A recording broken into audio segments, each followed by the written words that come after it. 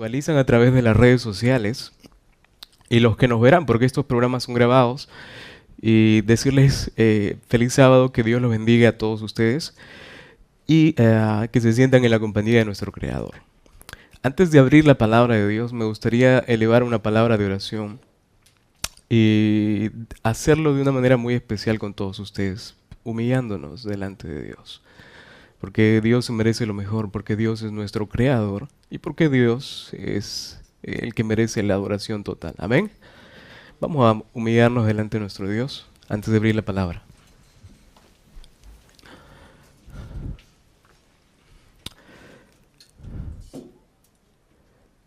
Amado Padre, una vez más venimos delante de usted, Señor, deponiendo todas nuestras cargas, deponiendo toda nuestra voluntad a usted, para que usted en esta mañana haga conforme a su plan en nuestra vida. Dios bendito, al abrir su palabra, seamos nosotros los que recibamos esa luz maravillosa que solo usted nos puede impartir. Señor, a lo largo de esta semana tal vez vinieron muchas pruebas, muchos desafíos, pero hoy queremos sentirnos regocijados. Tener la seguridad de que su compañía está a nuestro lado, siempre. Oh Dios bendito, queremos su protección, pero en este momento queremos un poquito de su sabiduría para que sea usted quien nos hable a nuestro corazón y no sea un ser humano que puede errar en cualquier momento. Padre, hónrenos con su santa presencia y que su voluntad se pueda hacer en nuestra vida práctica.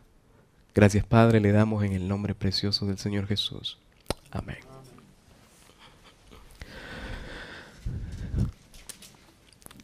Mis hermanos, ¿sabían ustedes que cada año se determinan 60,000 condenas en los Estados Unidos? En el país en el que vivimos ocurren muchas cosas. La Comisión de Sentencias estadounidenses hace 60,000 sentencias por año. Yo me quedé impactado cuando hice una pequeña investigación sobre esto, porque de esas 60,000, un gran porcentaje son arreos latinos, arreos hispanos, de las cuales muchos de nosotros pertenecemos. Y esto es algo que tendríamos que tomarlo en cuenta. Permítame preguntarle, ¿cuántos de ustedes en algún momento han estado en alguna cárcel, pero no como reos, sino visitando? ¿Verdad? ¿Cómo se siente estar en una cárcel, mis hermanos? Aparte de sentir tristeza, ¿qué es lo que sienten cuando están en uno de esos lugares? ¿Ah? ¿Cómo sentimos nosotros cuando estamos privados de nuestra libertad? ¿Qué es lo más precioso, lo más preciado que el hombre puede tener? ¿Mm? ¿Cómo han visto los rostros de estas personas que están detrás de una celda? ¿Mm? Tal vez muchos fueron a visitar y muchos no. Sin embargo, la libertad es algo que tenemos que valorar ahorita. Dentro de poco, y como sabemos muy bien nosotros, la libertad se acabará para muchos. Y no me refiero a la libertad política, sino a la libertad religiosa, que dentro de poco se acabará. Sin embargo, la palabra libertad tenemos que tomarla en cuenta que también es muy relativa, porque para muchos tiene un significado muy escaso, pero para otros tiene mucho significado. Las Sagradas Escrituras inician desde el Génesis con la expresión de libertad, ¿verdad? ¿Cuántos pueden encontrar en el primer capítulo solamente una referencia a la libertad? ¿Recuerdan cómo inicia el texto, el primer capítulo de Génesis, versículo 1? En el principio creó Dios los cielos y la tierra. Y si nosotros continuamos leyendo todo el capítulo 1, todos los versículos del capítulo 1, nos vamos a dar cuenta que Dios se toma la libertad de hacer conforme a su voluntad. Y cuando entramos al capítulo 2 de Génesis, vemos cómo Dios le otorga la libertad a quién. Al hombre, pero le adjudica una autoridad. La libertad, como les decía hace un momento, es muy relativa para muchos, ¿no? Y algunos dentro de esta libertad postulan miles de preguntas. Entre ellas, por ejemplo, Dios nos dio la libertad de elegir, ¿verdad? Y todos lo sabemos. Sin embargo, la libertad de elegir tiene sus consecuencias, pero también tiene sus bondades. Tú puedes elegir para mal, pero también puedes elegir para bien. Algunos por ahí dirán, pero hermano, Dios no nos dio total libertad, porque si nos hubiera dado total libertad, entonces no nos condenaría por decidir lo que decidimos. Y yo me pongo a pensar en esto. ¿Qué tan justo es nuestro Dios que nos dio la libertad de elegir? Sin embargo, cuando hacemos algo que a Él no le agrada, nos condena. La Biblia nos condena. ¿Cuál es la perspectiva que tú tienes sobre libertad? Pareciera que nadie puede seguir sus propios caminos porque inmediatamente cae la condenación sobre nosotros, ¿verdad? Pero la Biblia, ¿qué dice acerca de esto? ¿Qué dice la palabra de Dios acerca de eso? Romanos capítulo 5, versículo 18. Antes de entrar a los textos de estudio en esta mañana, ¿qué es lo que dice Romanos capítulo 5, versículo 18? Es un texto muy interesante. No lo puse en las diapositivas, pero es un texto que tenemos que leerlo antes de entrar al tema de estudio. Romanos capítulo 5, versículo 18. 5, 12. Me voy a corregir allí. Capítulo 5, versículo 12 del libro de Romanos, la epístola de Pablo a la iglesia de Roma. ¿Qué es lo que dice el texto bíblico? Está muy relacionado con la conducta, esa naturaleza que nosotros tenemos, ¿verdad? Si alguien lo tiene, lo puede leer fuerte y claro, por favor. Por tanto, como el pecado entró en el mundo por un hombre y por el pecado la muerte, así la muerte pasó a todos los hombres, por cuanto todos pecaron. Gloria a Dios. Las Sagradas Escrituras dicen entonces que la muerte entró por un hombre y así se trasladó al otro. Tenemos una inclinación muy natural entre nosotros que nos impulsa a pecar. La Biblia también dice en primera de Juan, en el primer capítulo de Josué, todo lo puedo en Cristo que me fortalece. Sin embargo, esa naturaleza es la que nos impide a veces permanecer con el Señor Jesús cada día de nuestra vida. Entonces hay una inclinación, hay una palabra que existe en el texto bíblico que mi hermano leyó y esa palabra es concupiscencia, ¿no? Y es en griego, si nosotros vamos al idioma original, ahí se lee epitumía y la definición de esta expresión, epitumía, quiere decir que nosotros tenemos una inclinación natural heredada de nuestros primeros padres, ¿no? Entendiendo esto, entonces nos damos cuenta de algo importante, que tenemos una herencia que nos limita a acercarnos a nuestro Creador. Reconociendo esto, tenemos que entender de que no podemos hacer nada por nosotros mismos, ¿verdad? Que tenemos que ir primero ¿a quién? Mis amados, esta inclinación nos aleja de Dios, es por eso que Dios tiene que intervenir. ¿Qué pasaría si Dios no interviniera en nosotros, en nuestra vida? ¿Cómo estaríamos nosotros? Yo les pregunto aquí, la fe, dice la Biblia, es un don de Dios. ¿Y quién da los dones? Dios. ¿No? ¿Qué pasaría si Dios no nos hubiese otorgado ese don? Esa capacidad de creer. ¿Podríamos creer por nosotros mismos en Él? ¿Se dan cuenta de cómo es que Dios nos ama tanto y es que Él puede intervenir a este punto? El libro de Mateo capítulo 6, versículo 24, es un texto que ya muchos lo utilizan, muchos predicadores. Ninguno puede servir a 3 señores, así dice la Biblia, ¿verdad? A 2 señores. Y entendemos ese texto. Ninguno puede servir a 2 señores. O sirves al uno o sirves al otro. Pero no puedes servir a ambos. Ayer en el grupo pequeño que tuvimos en la noche conversábamos con algunos hermanos y uno de ellos me dijo, hermano, pero ¿qué pasa si ponemos un pie al otro lado y el otro pie al otro lado y nos encontramos en el medio? ¿Eso se puede hacer? ¿Podemos estar en el medio? ¿Qué dice el libro de Apocalipsis si estamos en el medio? ¿Ah? ¿Cuál es la condición que el apóstol Juan relata en la epístola Apocalipsis? En la carta del Apocalipsis. ¿Cómo nos describe el Apocalipsis cuando nos ubicamos en el medio?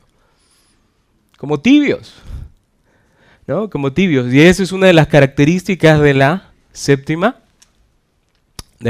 iglesia. ¿Cuál es la séptima iglesia en el libro de Apocalipsis? La Odisea. Por ahí decían en la escuela sabática, ¿no? Estamos un poquito dormidos. Yo diría que estamos muy dormidos.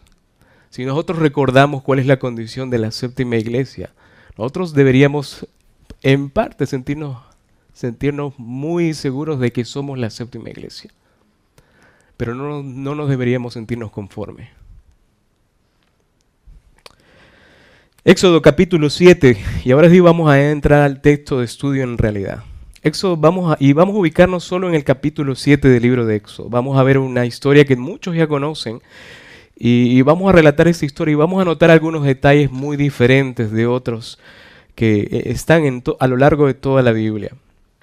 Éxodo capítulo 7, versículos 1 en adelante. Ubíquense todos en este texto junto a mí, hermanos. Y algo interesante antes de darle lectura al texto bíblico es que los dos primeros capítulos del libro de Éxodo se abarcan 80 años de historia a lo largo de todo el pueblo de Israel. Sin embargo, el resto del libro, solo un año. ¿Sabían eso? ¿No? Es interesante cómo se estructuran los libros y los tiempos en los que cada parte del libro acontece. Éxodo capítulo 7, versículos 1 al 13. Vamos a leer el texto y me van a seguir con la lectura. Jehová dijo a Moisés: mira que yo te he constituido Dios para Faraón, y tu hermano Aarón será, ¿qué cosa dice allí? Tu profeta. Tú dirás todas las cosas que yo te mande, y Aarón tu hermano hablará a Faraón, para que deje ir a su tierra a los hijos de Israel, y yo endureceré el corazón de Faraón. ¿Y qué dice a continuación? Ustedes léanlo.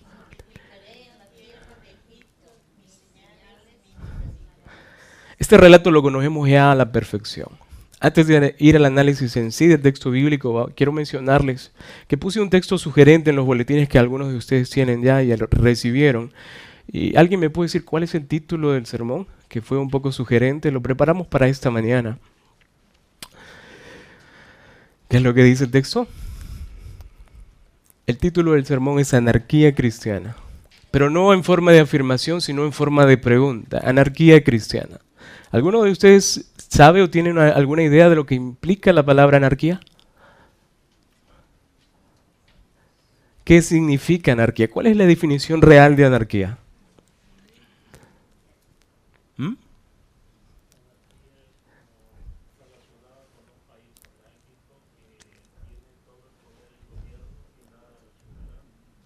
Así es, está por ahí, hermano, casi ya en un 95% de certeza de la definición.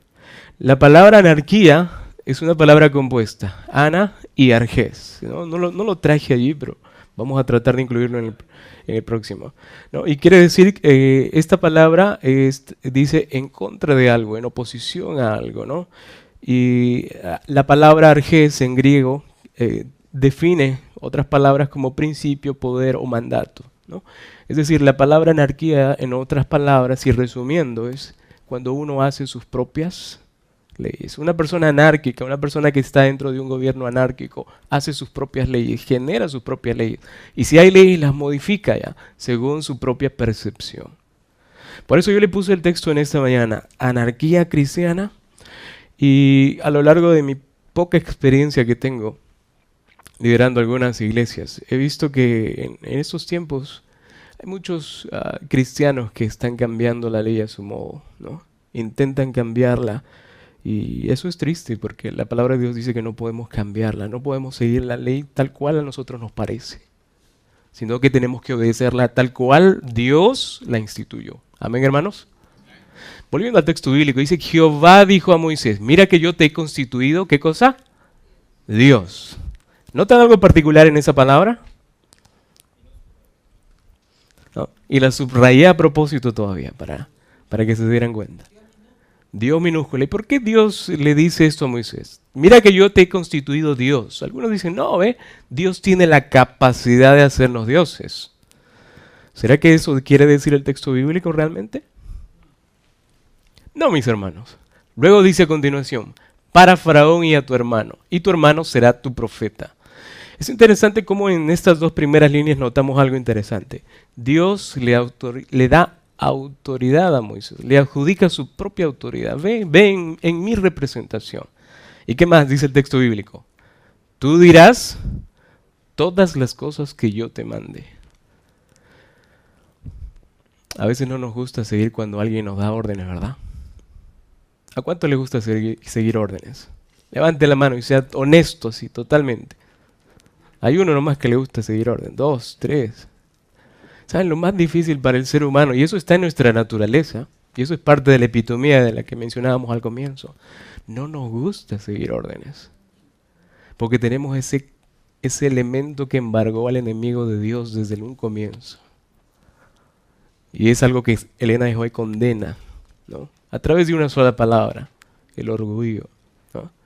¿A cuántos les gusta, por el contrario, dar órdenes? Levanten la mano, sea honesta. Qué bonito es, ¿no? Qué bonito es dar órdenes, ¿no? Uno se siente con autoridad y comienza a ver a los demás desde arriba, ¿no? No, a mí me hacen caso, ¿verdad? Me hacen caso. Es bonito cuando uno tiene la autoridad, uno se siente bien, ¿no? Decía un líder, un coach, un líder en coach, no sé cuántos los han escuchado, algunos son de México aquí, ¿verdad? ¿Quiénes son de México? Mi hermano Luisito de México, algunos más de México. Miguel Ángel, no, el Cornejo creo que es apellida, ¿verdad? Gran coach, decía que una de las características de un buen líder, era conseguir que todos hagan lo que el líder quería que ellos hagan. Es una concepción que le había puesto. Pero para mí el líder es, según lo que dice el Señor Jesús, aquel que quiera ser el primero tiene que seguir el ejemplo de Jesús, servir y no ser, espera hacerlo, hermano. Se espera eso. Amén. Ahora les pregunto de nuevo, ¿a cuánto les gusta ordenar? ¿A cuánto les gusta obedecer órdenes? El texto bíblico dice allí, discúlpame, volvemos a Éxodo. Éxodo capítulo 7, versículo 1 en adelante, dice allí el texto bíblico, ¿no? Que hace un momento lo leímos, que Moisés hizo caso a la voz de Dios, Aarón hizo caso a la voz de Dios. Sin embargo, cuando vemos más adelante, vamos a ver qué pasa, ¿no? Tú dirás todas las cosas que yo te mande, y Aarón, tu hermano, hablará a Faraón. ¿A quién tenía que hablar Aarón? A Faraón, para que deje ir de su tierra a los hijos de Israel. Y esta expresión me cala mucho en el corazón, porque esto tiene que ver mucho con nosotros directamente. Dice la palabra de Dios, y yo endureceré. Y aquí quiero preguntarles y quiero que me ayuden aquí. ¿Será que Dios toma acciones un poco contrarias a nuestra lógica? ¿Cómo es que podemos entender esta expresión en donde dice que Dios endurece el corazón del hombre? ¿Sabes? En la iglesia hay muchos adventistas que solo son adventistas nominales. Y tal vez la mayoría lucha por ser un verdadero adventista. ¿Un verdadero adventista quién es? Aquel que sigue los 10 mandamientos, aquel que mantiene una comunicación diaria con Dios, aquel que es humilde, aquel que se humilla delante de todos antes de enviar órdenes. Sin embargo, dice aquí que Dios hace algo en Faraón. ¿Qué es lo que hace el Señor? ¿Será que el Señor hace algo que va en contra de nuestra lógica? ¿Cómo es que Dios va a endurecer el corazón de alguien? Si nosotros vamos a Patriarcas y Profetas, ¿no? Nos vamos a dar cuenta, y leemos el capítulo en donde Dios endurece el corazón del hombre, nos vamos a dar cuenta de algo interesante, que Dios hace una tarea hermosa. Dios le da la libertad. Dios le da la libertad, mis hermanos, a Faraón, para que él tome sus propias decisiones. ¿Será que Dios endurece nuestro corazón a veces? Para entender los textos del Antiguo Testamento tenemos que pensar como uno del Antiguo Testamento pensaría. Porque a veces tenemos la problemática de que cuando leemos la Biblia o la analizamos, simplemente le aplicamos nuestro entendimiento a nuestro contexto actual, ¿no? Y nosotros somos de Occidente. Aplicamos todos nuestros preconceptos cuando intentamos analizar la Biblia. Pero cuando uno tiene que hacer un análisis bíblico profundo, a lo que llamamos exégesis, tenemos que meternos en la mente del escritor hebreo. Cuando vamos al Nuevo Testamento tenemos que meternos a la mente de el escritor en griego, ¿verdad? Así que Dios dice ahí, endureceré el corazón de Faraón. Cuando tú haces algo que a Dios no le agrada, ¿acaso Dios te detiene? ¿Cuántos han hecho alguna vez algo de lo cual después se han arrepentido? Todos. Todos. ¿Dios los detuvo? No. La Biblia dice que hay un pecado que no es perdonado. Todos te perdona Dios, pero hay un pecado que no es perdonado. ¿Cuál es ese pecado? La blasfemia contra el Espíritu Santo dice el Evangelio de Mateo, ¿no? Que es una acción reiterativa de ir en contra, muchas veces en contra de lo que Dios dice. Pecado reiterativo, ¿no? Es la blasfemia contra el Espíritu Santo. Cuando Dios dice que endureció el corazón de Faraón, mis hermanos, a simple vista podemos darnos cuenta cómo Dios respeta la libertad de Faraón, respeta la decisión de cada uno de nosotros ahora, de decidir por nosotros mismos. Dios es un Dios tan respetuoso que Él nos permite decidir por nosotros mismos. Hay una cosa, solamente voy a mencionar una cosa de las 4 que Dios no puede hacer. ¿Dios puede hacerlo todo o no? ¿Cuántos creen y están convencidos de que Dios puede hacerlo todo? Levanten la mano quienes son los que creen que Dios puede hacerlo todo. ¿Cómo se sentirían si en esta mañana yo les digo que Dios no puede hacer 4 cosas? Ya me apedrearían como Esteban. La primera cosa es que Dios no puede hacer es dejar ni amarnos, hermano.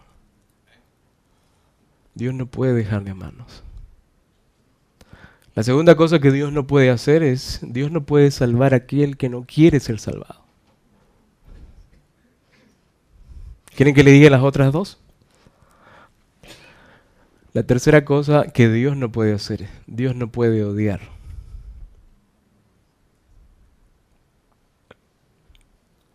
La cuarta cosa la dejamos para la próxima. Volvamos al texto bíblico, si no me voy a detener demasiado. Dice, y yo endureceré el corazón de Faraón y multiplicaré, ¿qué cosa?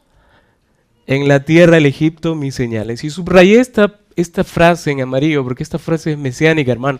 Es escatológica, no mesiánica. En donde dice, y multiplicaré en la tierra de Egipto mis señales y mis maravillas.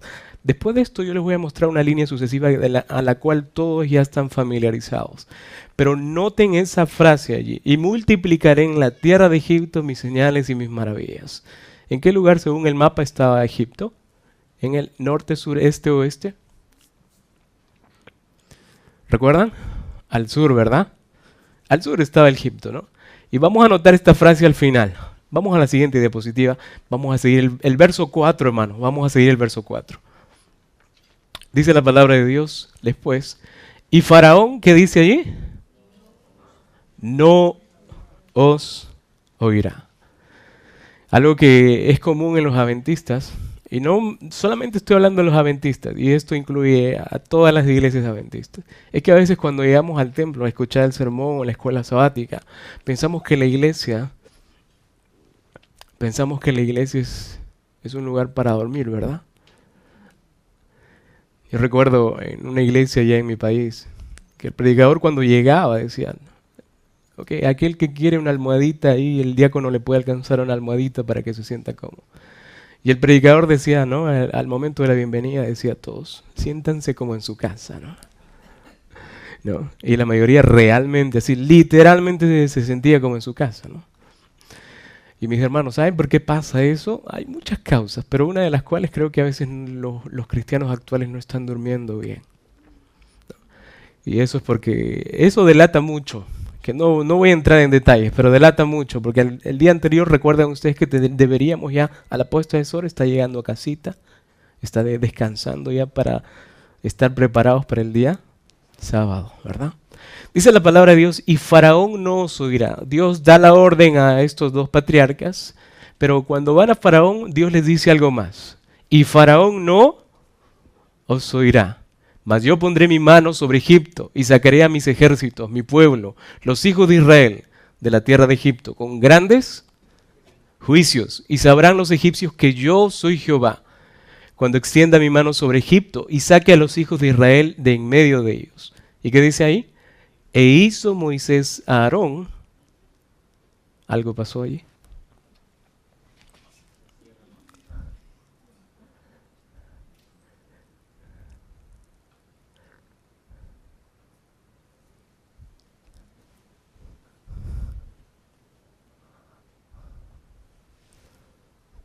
Ok, volvemos a la diapositiva. ¿El anterior? Ahí está, gracias. Y sabrán los egipcios que yo soy Jehová, cuando extienda, ¿qué cosa? Mi mano sobre Egipto y saque a los hijos de Israel de en medio de ellos. Y luego, ¿qué dice? E hizo Moisés y Aarón como Jehová les mandó.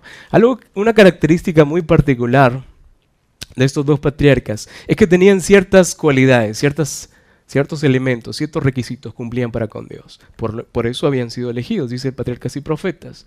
Una de las características que resaltaban en estos patriarcas eran que eran personas muy humildes, no eran personas soberbias, no eran personas orgullosas, no eran personas que solamente ellos creían tener la razón.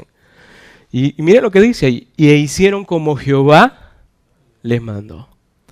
Además dice, así lo hicieron. Era Moisés de 18 años, así dice la Biblia, ¿verdad?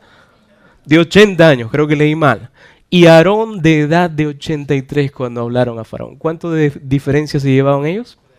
3 años. ¿Quién era mayor?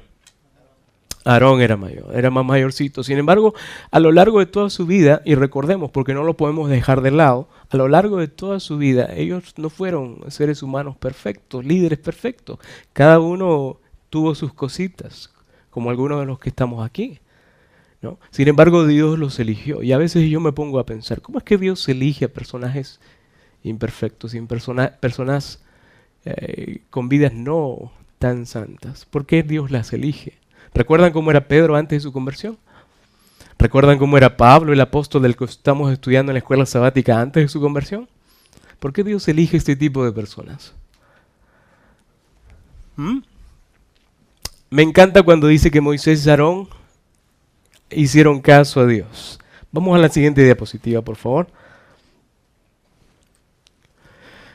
Y lean conmigo aquí. Dice, habló Jehová a Moisés y Aarón diciendo, si Faraón os respondiere diciendo, mostrad milagro, dirás a Aarón, toma tu vara, ¿y qué cosa?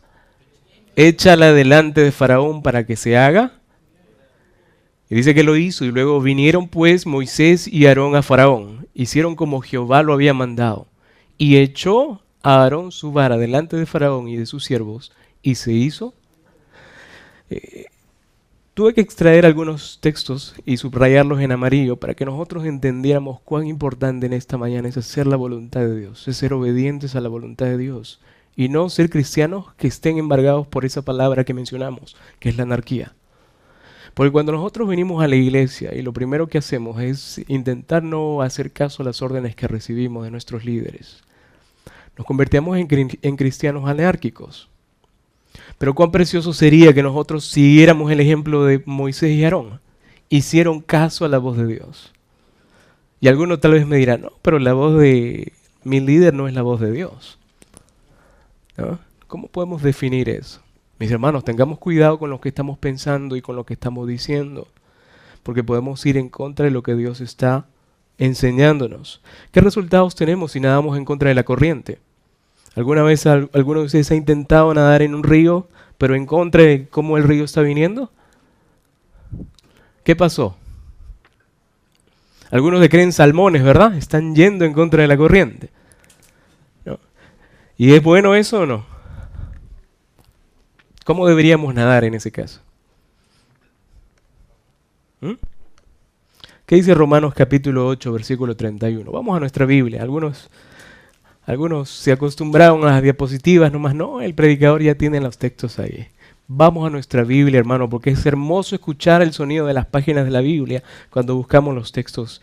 Romanos 8:31. ¿Qué resultados tenemos si nadamos en contra de la corriente? Y luego vamos a ver el texto que viene a continuación. ¿Qué resultados tenemos? 8:31. ¿Quién lo tiene, por favor?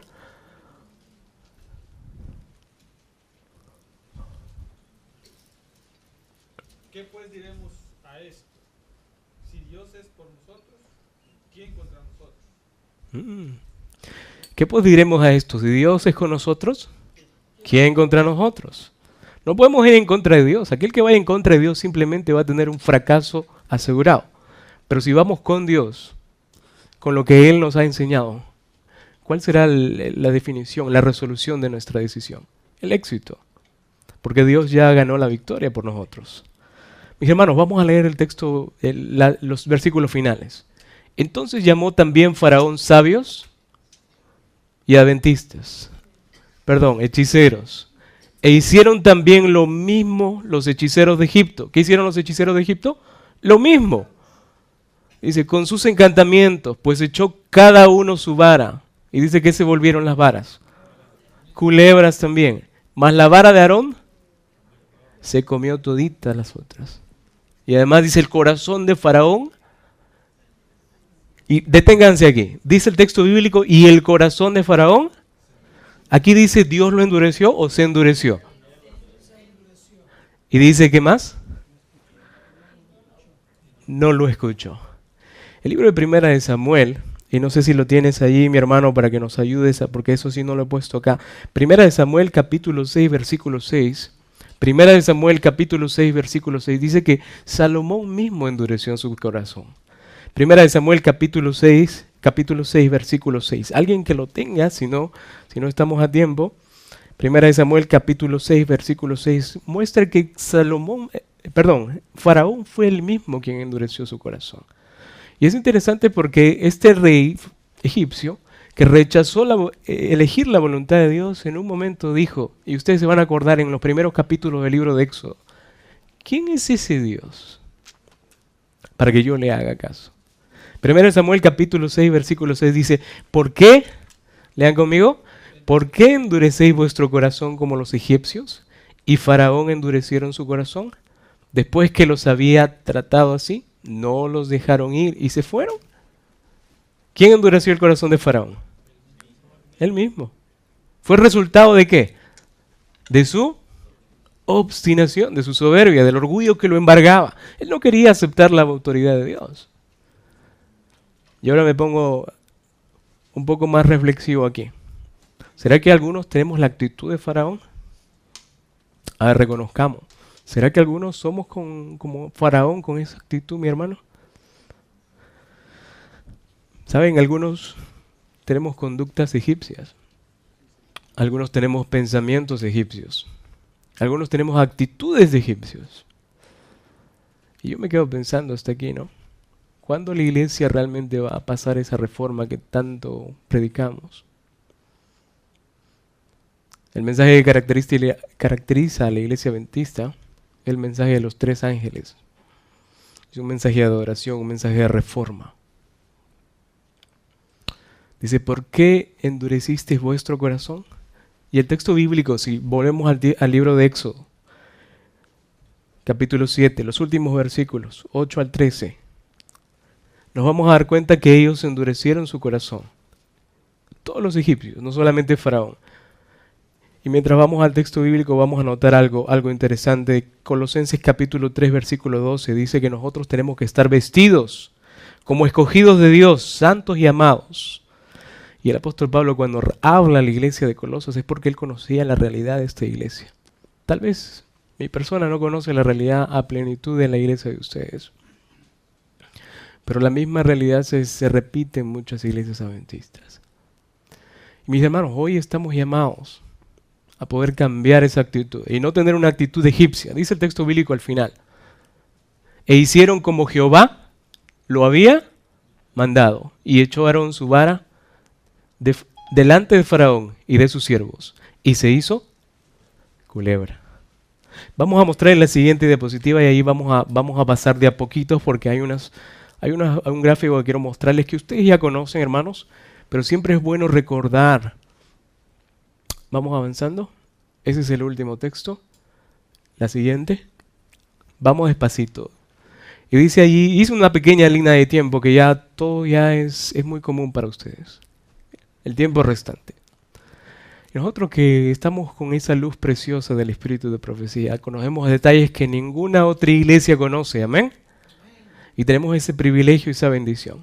En la línea de tiempo que vemos ahí el primer elemento que se muestra ahí. ¿Qué elemento es? Yo les voy a preguntar como especie de test. Vamos a ver qué tan preparada está la iglesia de College Park. ¿En qué año fue crucificado el Señor Jesús?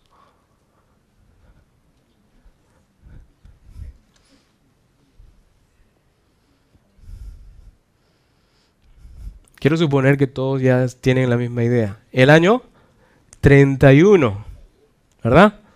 ¿Qué viene a continuación? Solamente puse los eventos más destacables ahí. ¿Qué viene después del año 31? Hay un año, vamos más años más adelante. ¿Qué viene después del año 31? Un evento. ¿Cuándo es que comienza la profecía de las 70 semanas? Porque aquí entra ya un poquito, estamos recordando algo que ya sabemos, mis hermanos. ¿Cuándo es que comienza la profecía de las 70 semanas? Vamos a darle clic allí, por favor, mi hermano. ¿Cuándo es que comienza? En el apedreamiento de Esteban, ¿verdad? Vamos a darle clic en mi hermano.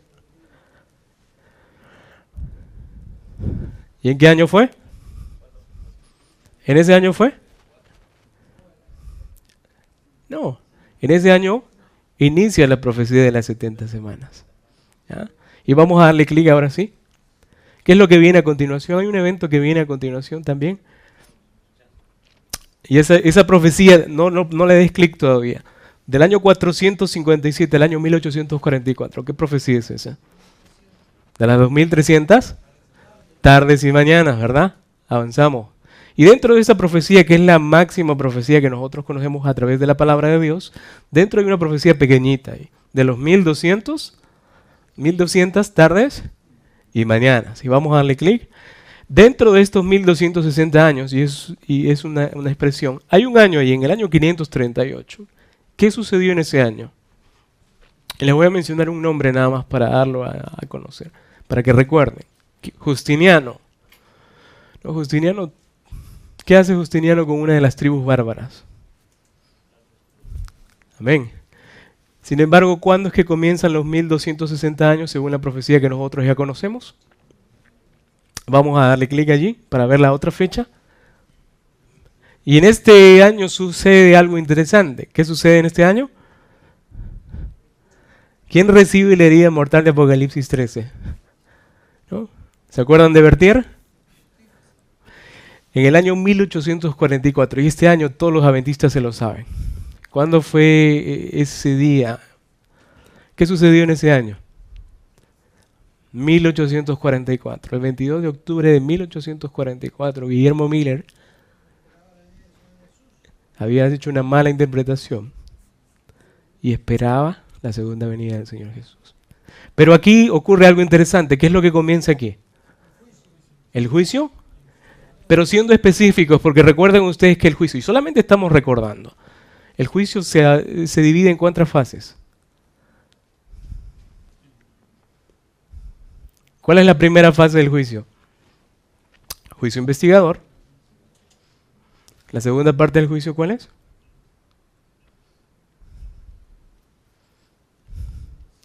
Apocalipsis capítulo 20, 21. ¿Qué dice allí? Y el Señor dio potestad a los santos para juzgar.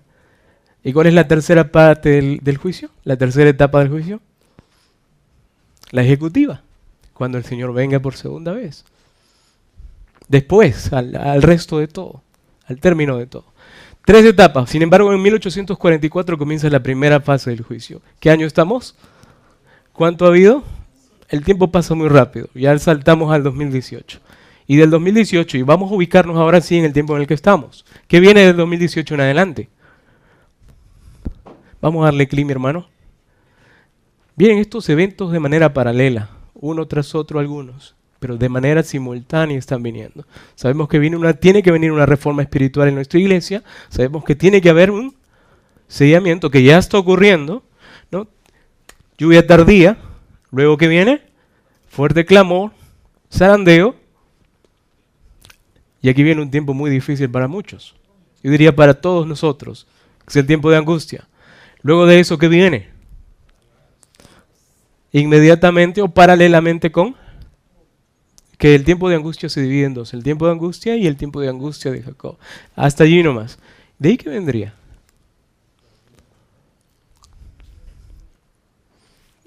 ¿Le avanzamos, hermano?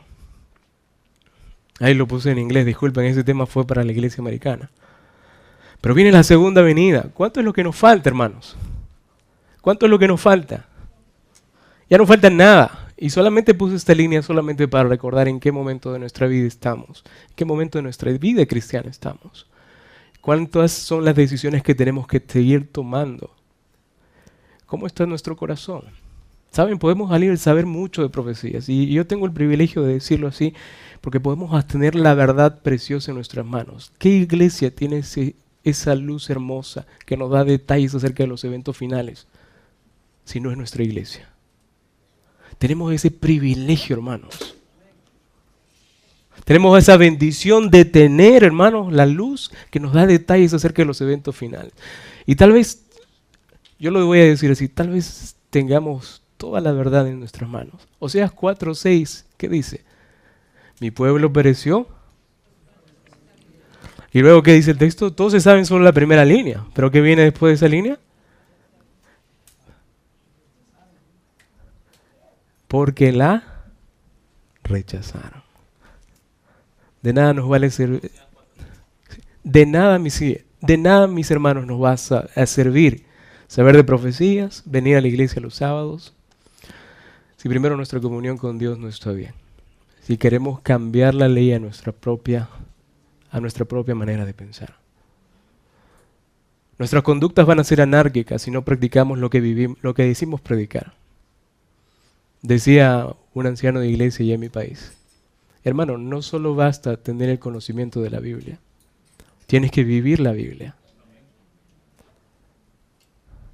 De nada nos va a servir tener tanta verdad si no podemos aplicarla a nuestra vida. Amén, hermanos. Que Dios les bendiga, que te ayude a tomar mejores decisiones, que seas cristiano por precepto y por ejemplo, y no únicamente cristiano de palabra, un cristiano nominal. Porque un cristiano nominal solo tiene una etiqueta y a veces algunos esa etiqueta la traen a la iglesia y dice, soy adventista, pero solo de manera nominal. Seamos cristianos por precepto y por ejemplo. Amén, mis hermanos. No quiero terminar en esta mañana sin hacer una invitación. ¿Alguno de ustedes que de repente sabe de manera personal que le ha fallado a Dios? A cada día le fallamos a Dios con nuestros pensamientos, con nuestras actitudes. Hoy tenemos la oportunidad de venir a Él y decirle, Señor, perdóname, porque tal vez mi corazón está lleno de orgullo, porque tal vez mis relaciones interpersonales no son las mejores. Señor, perdóname porque en mi corazón a veces se almacena el rencor fácilmente. ¿Hay alguno de ustedes que quiere decirle, Señor, límpiame de todo eso, Señor? Y llena mi corazón de amor, llena mi mente de sabiduría.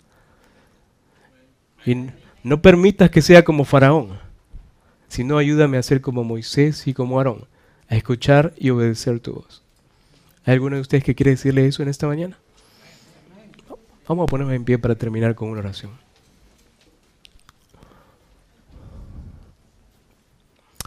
Vamos a orar.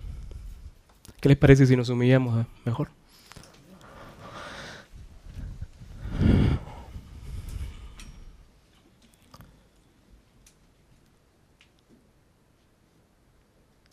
Querido Dios,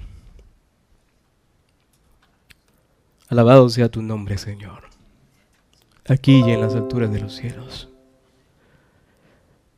Hoy venimos, Señor, delante de usted, aunque indignos, pero con el único deseo de ser perdonados, Señor. A través de la Biblia podemos encontrar infinitas historias, Padre, de lo que muchos personajes hicieron. Pero también podemos encontrar que usted, aún a pesar de todo ello, los redimió, los perdonó, los orientó hacia tomar mejores decisiones. Oh Padre, en esta mañana tal vez venimos aquí con nuestra vida llena de pecado. Pero no queremos avanzar más en este caminar cristiano sin antes suplicarle que usted limpie nuestra vida, Señor. Que sobre todo, Padre, nos ayude a tomar decisiones firmes que produzcan en nosotros el querer como el hacer por su buena voluntad. A veces, Señor, vamos en contra de la corriente, aunque no queremos, tenemos la misma lucha que el apóstol Pablo tenía. Perdónenos, Padre, porque somos imperfectos.